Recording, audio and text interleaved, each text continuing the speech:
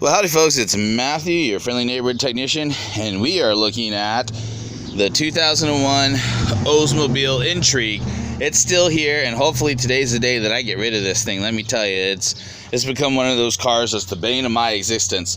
So, the issue we're having with this car right now is that after putting a new water pump on it and putting a new thermostat, it overheats. That's no fun.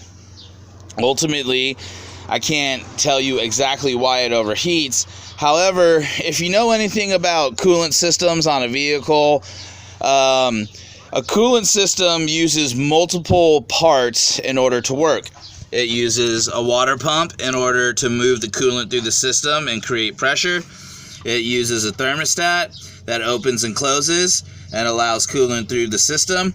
And it uses a pressurized coolant tank, which sits right here.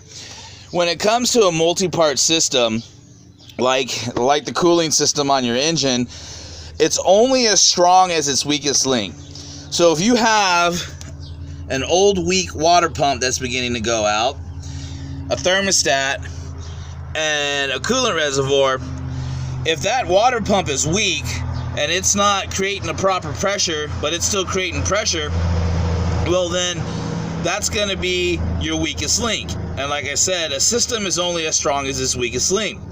Take that weak link out and put a new water pump in there, and now you've got proper pressure, all that other good stuff.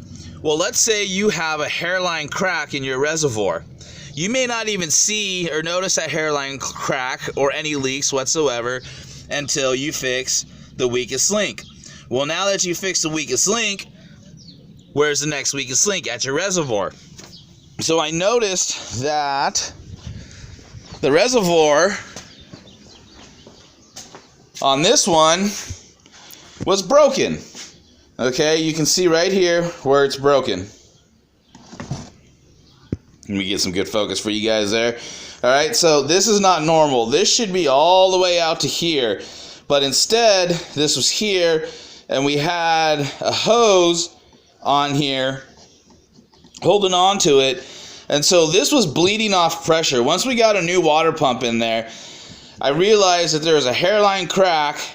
I realized that this was not right or incorrect. Pull this apart, find this. It looks like somebody tried to fix it here, and that this was bleeding off pressure.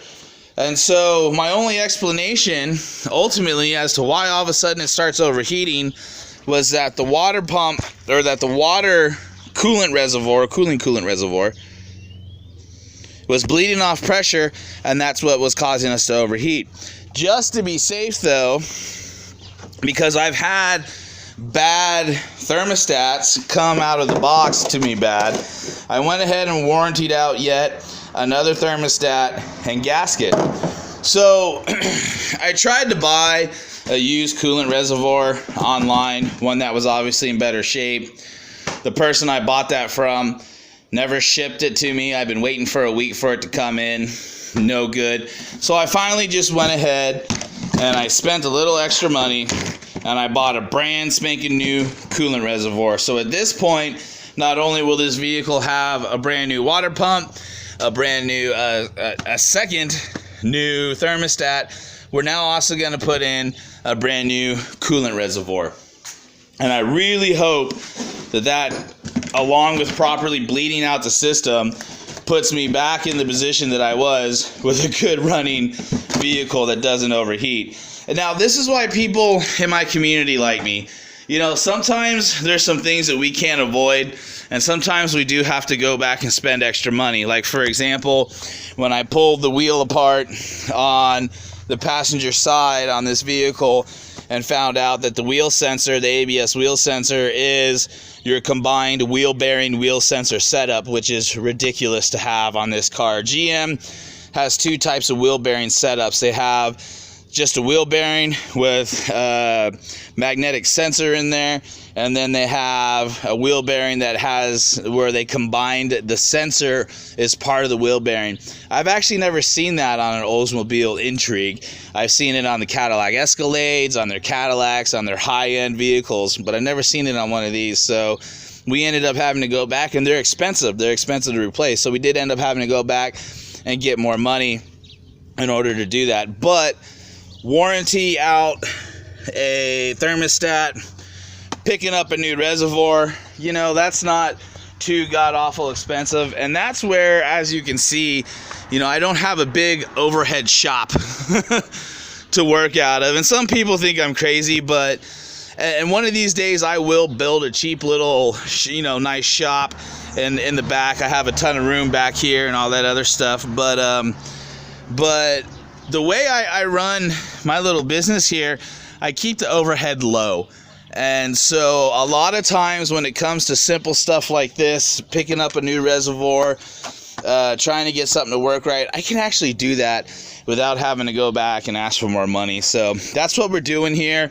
We're trying to get this bug worked out. So today, hopefully, I install the new reservoir. And as you can see, again, let's compare there and then there.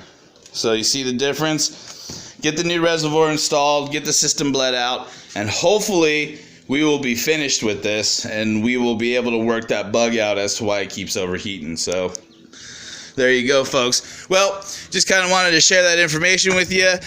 I really appreciate everybody that comes out and watches my YouTube videos and supports me.